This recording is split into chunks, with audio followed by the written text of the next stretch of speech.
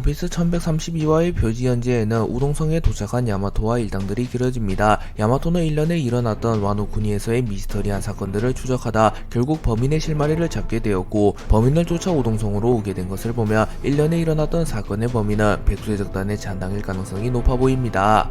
거병의 적단은 밀지모자 일당을 돕기 위해 에그헤드 섬으로 향한 이후 도리부로기를 빌드로 하여 밀지모자 일당을 구출하는 데 성공하였고, 밀지모자 일당과 함께 엘바프로 돌아오게 됩니다. 그리고 그 과정에서 로드가 루피, 나미, 조로, 쌍디, 우섭, 초파를 납치하였지만 이들은 금방 로드의 함정을 간파하는 데 성공하였습니다. 거병의 적단의 배가 엘바프에 돌아오자 엘바프의 아이 코르는 기뻐하며 그레이트 에이리크 호야, 거병의 적단이 돌아왔어. 어이 선장님들, 주점에서 마시고 갈 거야 라고 말했고, 부로기는 해맑게 웃으며 손으로 동그라미 표시를 그립니다. 그리고 코르는 곧바로 주점으로 향한 뒤 큰일 났어, 직접 위로 가려는 모양이야 라고 말했고, 주점 주인은 그래 손님이 있다면 현명한 걸지도, 그 사람들 마시기 시작하면 3일은 눌러 앉으니까 너도 양계에 갈 거라면 이거 리플리가 엄청 좋아하는 거야, 아빠가 좋아하는 것도 조금 넣었어 라고 말하며 코른에게 특별한 바구니를 건네줍니다.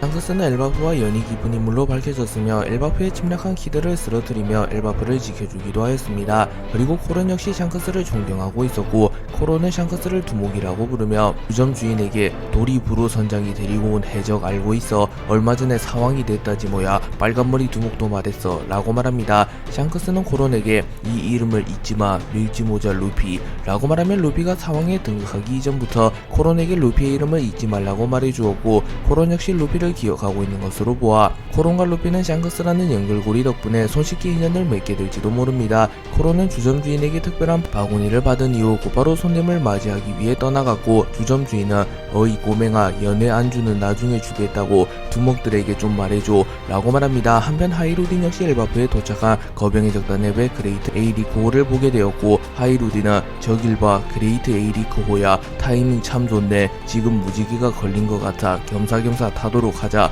라고 말하며 거병의 적단 밀지모자 일당과 자연스레 합류하려 합니다.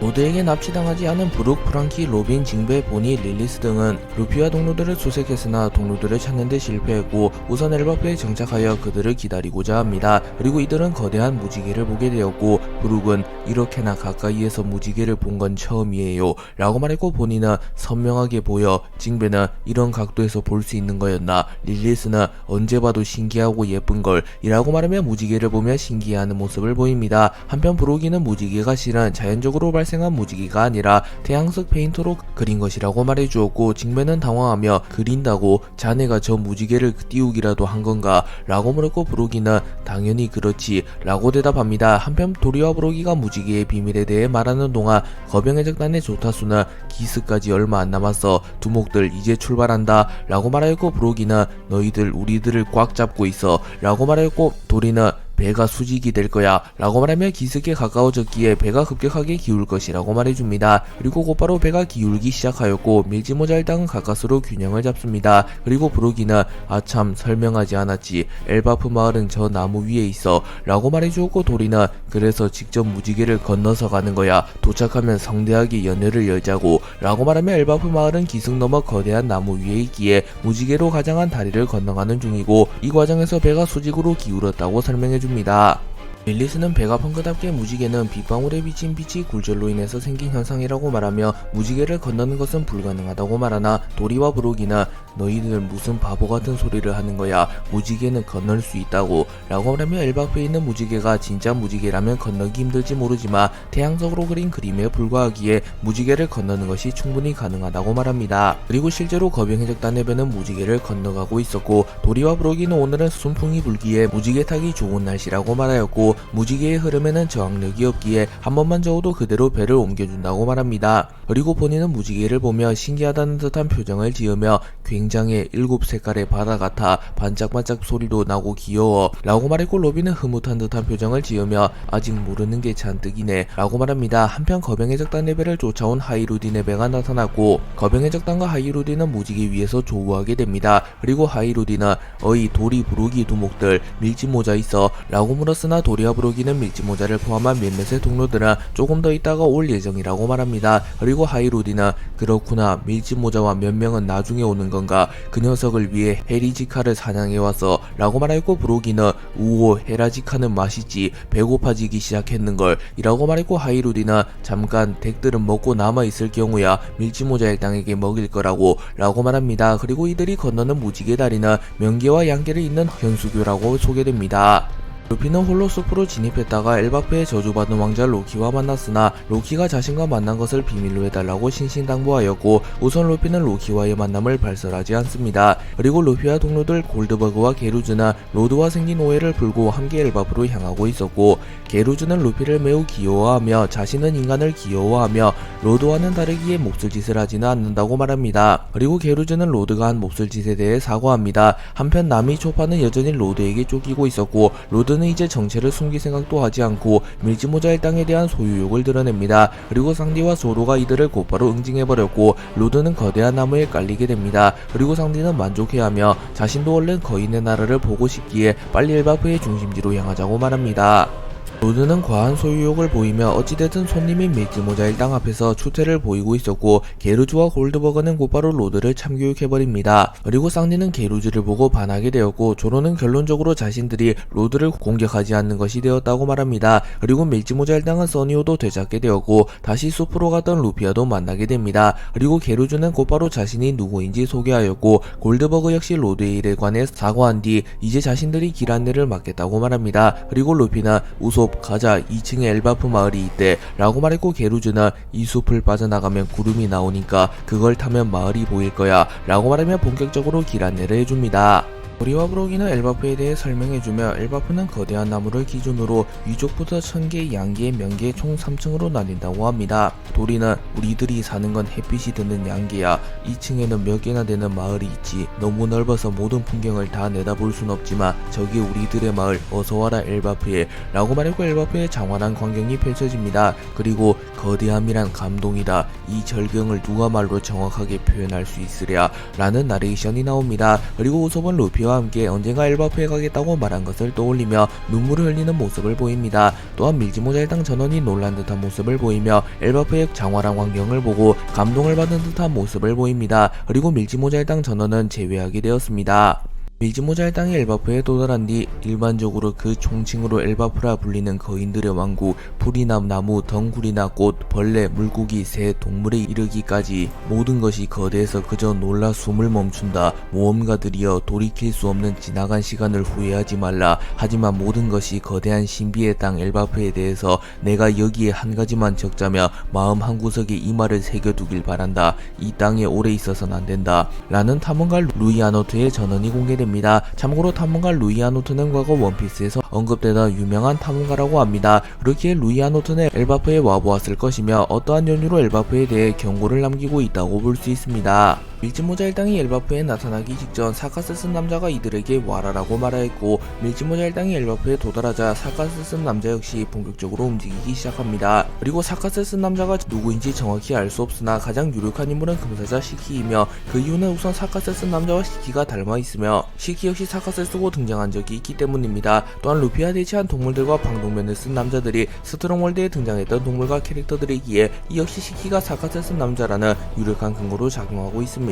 그리고 시키 외에도 가반 불의 상처 남자 루이 아노트 등이 사카스 남자로 거론되고 있으며, 가반 불의 상처 남자라며 엘바프가 밀짚모자 일당이 라포테로 향하는 데 있어 중요한 시험대가 될 것이라고 볼 수 있습니다. 밀짚모자 일당을 주축으로 한 연합군이 카이도우를 주축으로 한 주축국을 박살내며 와노쿠니에는 평화가 찾아옵니다. 하지만 아직은 백수적단 잔당이 남아있었기에 야마토는 칼을 도난당하고 부녀자들이 실종되는 사건이 일어납니다. 그리고 그 사건의 범인은 백수적단의 홀덤이라는 인물로 밝혀졌고, 홀덤은 스마일 부작용으로 인하여 영 좋지 않은 곳에 사자가 달린 인물입니다. 홀덤은 타마를 인질로 잡은 뒤 야마토와 대치하고 있었고, 야마토는 당황한 듯한 모습을 보입니다. 다만 야마토와 홀덤의 차이는 매우 크며 사실상 야마토가 마음만 먹으면 홀덤을 원컵 내버릴 수도 있기에 홀덤이 최종 흑막이 맞다면 야마토에게 큰 부담은 안 될 것입니다.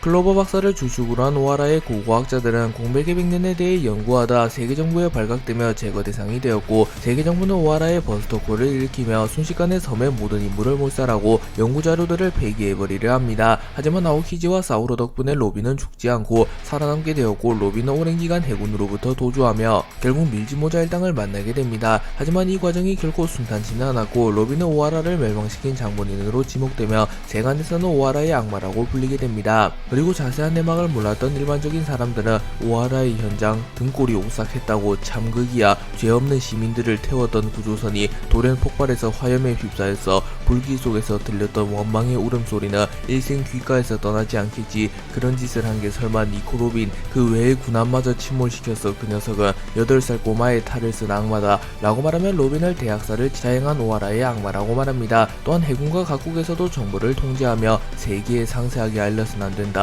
이 사건은 너무나도 잔인해서 아이들에게 트라우마가 된다. 발견하면 즉시 접근하지 말고 통보를 이라고 말합니다. 그리고 완전히 선동당한 사람들은 봤었지, 살인귀의 눈을 하고 있었어. 두뇌나 학자 레벨 인간의 감정을 가지고 있지 않다. 이 현상금을 좀 봐. 총을 들고 처벌하자. 어린 모습에 속지 마라. 자비 따위는 필요 없다. 정체 모를 주술을 사용한대. 빨리 체포해버려. 안심하고 잘 수가 없잖아. 어서 죽여버려. 슬슬 끝내라고 해군. 저 녀석은 세계의 적이야 라고 말하며 무수히 많은 사람들이 악의적인 비방과 비판을 이어나갔고, 이는 어린 로빈이 감당하기에는 너무나도 큰 상처였습니다. 그래서 로빈은 해군의 추적을 피해낸 뒤 스스로 삶을 마감하려 했지만 사우로와 올비아를 떠올렸고, 올비아는 로빈에게 살아야 해 로빈 이라고 소리쳤었습니다. 그리고 사우로는 잘 들어 로빈, 지금은 혼자지만 언젠간 반드시 동료를 만나게 될 거야 라고 말해주었고, 로빈은 하지만 사우로 사람들이 무서운걸 이라고 말했고, 사우로는 힘겨울 때는 이렇게 웃는 거다. 가르쳐줬지 데레시시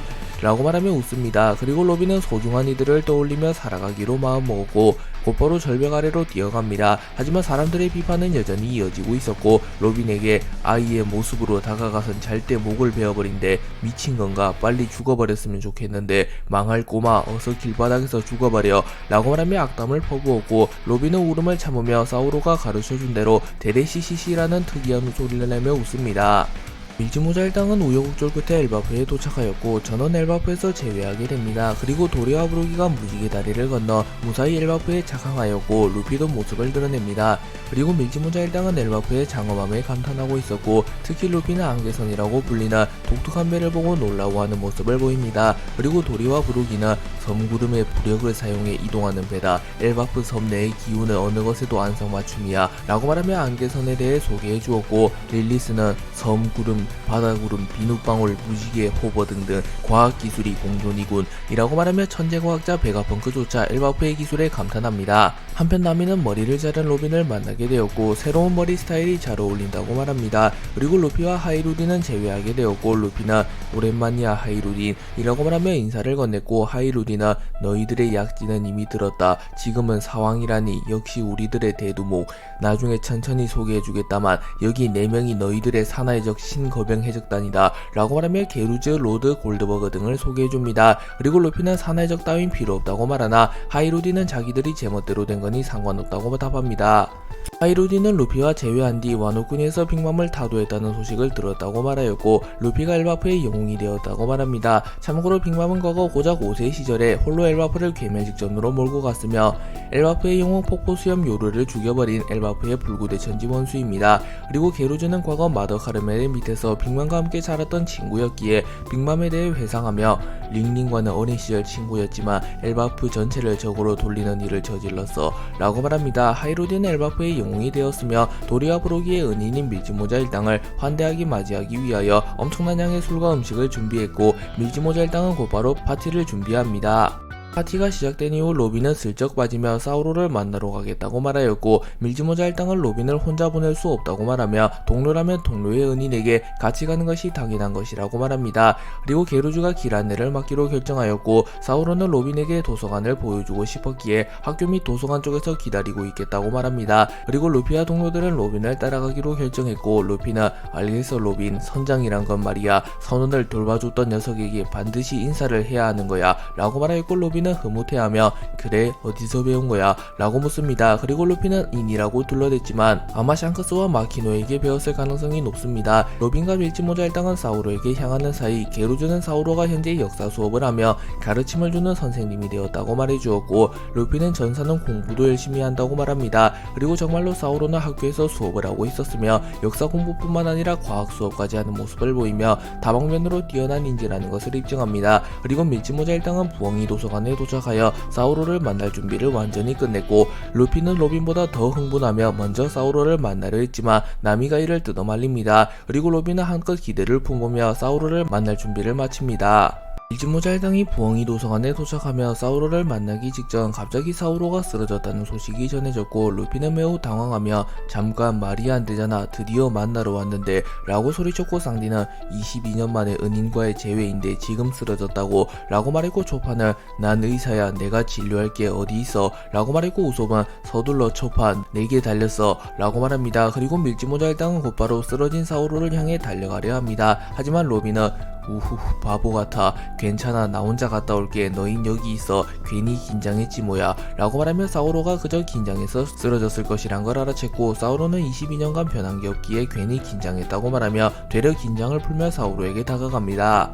로빈과 사우로는 22년 만에 엘바프에서 재회하게 되었고 사우로는 로빈을 놀래키기 위하여 겁을 주지만 로빈은 전혀 놀라지 않았고 되려 어린 로빈이 멋지게 자란 것을 본 사우로가 놀란 듯한 모습을 보입니다. 그리고 사우로는 로빈 미안 어떤 얼굴로 만나야 할지 몰라서 말이다 이제 어린아이도 아닌데 말이야 라고 말하며 인사를 건넸고 로빈은 여전히 사우로의 웃음소리가 특이하다고 말합니다. 그리고 사우로는 로빈을 보며 올비아를 떠올렸고 정말 닮았구나 라고 말했고 로빈과 올비아는 친절한 눈이 특히나 닮았다고 말합니다. 그리고 사우로는 로빈을 자신의 손 위에 올린 채 이야기를 이어갔고 사우로는 베가펑크의 방송에 대해 자세히 들었냐고 물은 뒤 그건 말이야 그건 오하라를 말하는 거야 오하라의 학자들이 전해준 목소리라고 베가펑크는 과학자 선악은 잘 모르지만 녀석이 그들의 신념을 전해준 거야 오하라와 베가펑크가 함께 이뤄낸 거대한 업적이라고 분명 미래는 바뀔 거야 라고 말하며 자신들의 목소리를 전해준 베가펑크에게 감사의 인사를 표합니다. 오하라의 폭격이 가해지며 사우로는 아오키지에 패배하며 전신이 얼려지며 죽은 것처럼만 묘사되었습니다. 하지만 사우로는 분명 살아있었고 사우로는 그날을 회상하며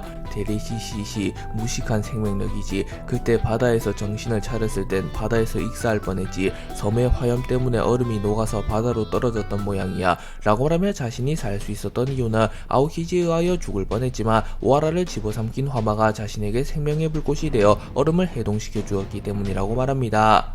로빈은 사우로와 재회한 뒤 더 이상 우울한 이야기는 하고 싶지 않다고 말하였고 저기 사우로 살아남은 거 칭찬해줬으면 좋겠어 라고 말했고 사우로는 그렇지 물론이다 그때 그 꼬마가 22년간 수배되어 잘 살아주었거나 로빈 잘 살아줬다 잘 만나러 와줬다 라고 말하였고 로빈은 결국 울음을 참지 못하며 눈물을 흘리며 만나고 싶었어 사우로 라고 말했고 사우로 역시 눈물을 흘리며 데레시시시 나도다 라고 소리칩니다. 그리고 로빈과 사우로는 서로를 껴안고 눈물을 흘렸고 밀짚모자 일당 전원은 눈물을 흘립니다. 하지만 루피만큼은 눈물을 흘리지 않았고 이들을 흐뭇하다는 듯이 바라봅니다. 원피스 1134화의 표지 현재는 거대한 프랑키 비행기가 밀짚모자 일당 전원을 태운 모습으로 시작합니다. 이는 프랑키 성우가 하차의 마지막을 기리는 모습이 담겨있는 뜻깊은 표지라고 볼 수 있습니다.